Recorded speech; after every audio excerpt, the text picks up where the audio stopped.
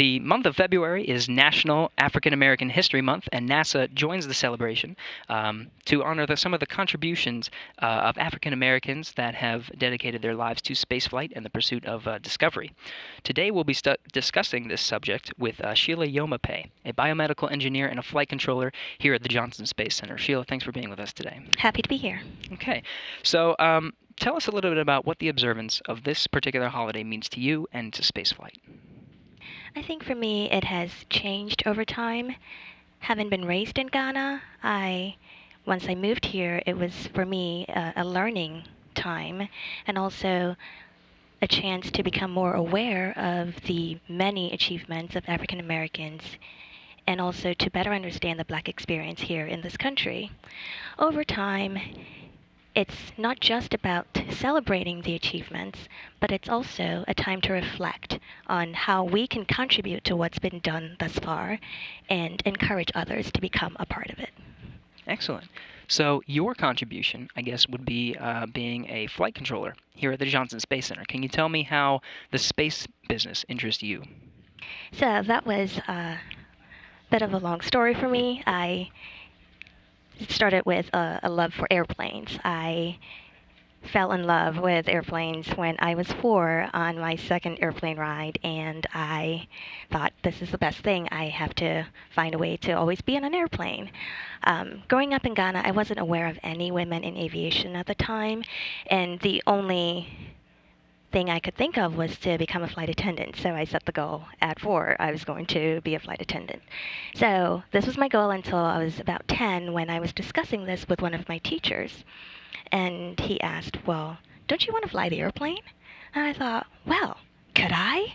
And he said, why not? So then I thought, well, someday I'm going to fly an airplane. So a few years later, my sister and I moved here to the U.S., and after high school, I chose to go to college to pursue a degree in the STEM field and also obtain my private pilot certificate. So after I did this and graduated, I came here to Houston, actually. I interned at the Hobby Airport in operations. And after that, I moved on to Ellington Field. And during this time here in the U.S., I was aware of the space program, but it wasn't something real to me. It was this intangible, surreal, amazing thing. And then I end up working at Ellington Field in airport ops, and I'm practically in NASA's backyard. There are astronauts flying in T-38s, and the coolest aircraft that NASA owns are flying in and out of Ellington. And I thought, man, what is going on over there, and could I ever be a part of it? So adding on to this, a friend of mine, a really good friend of mine, ended up starting to work here at Johnson Space Center. So I got to hear about all of her cool experiences here, and I formulated the plan that I was eventually going to work in this environment. I just had to find the right spot. So I continued on in my career, still keeping an eye out for something that might suit me. I went on to pursue a master's in industrial engineering, and I also worked in IT with quality assurance in NetJets, a private jet ownership company. So I tried to stay in aviation as much as possible. And then a few years ago, the perfect opportunity came up, and I ended up here as a biomedical flight controller. Quite the resume. Can you tell us a little bit about what you do at NASA right now? Sure. As a biomedical flight controller, I am part of a team whose primary function is to ensure astronaut health and safety by providing operational and engineering support here in the MCC. So some of the equipment or hardware on station that we support are the exercise equipment, so the treadmill T2, and the cycle ergometer, CVIS, and the resistive device, which functions the same way as, or serves the same function as a weight machine here on the ground, ARED.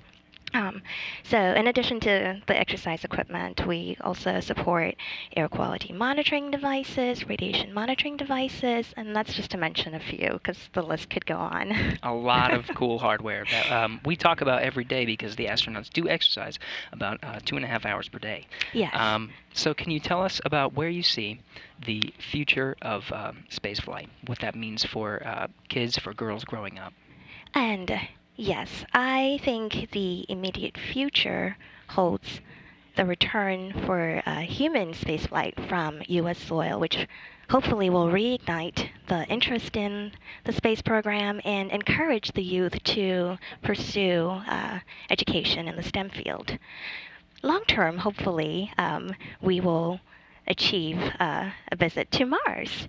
And the platforms like ISS is helping pave the way, and it's going to take a lot of research and breakthroughs in just all areas of science, technology, engineering, and the efforts of people with different backgrounds, different experiences coming together to work as a unit to help us achieve this.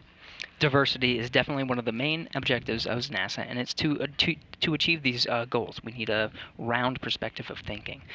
Sheila, I'd like to thank you for being with us today. This is Sheila Yomape, biomedical engineer and flight controller here at the NASA Johnson Space Center. Thanks for being with us.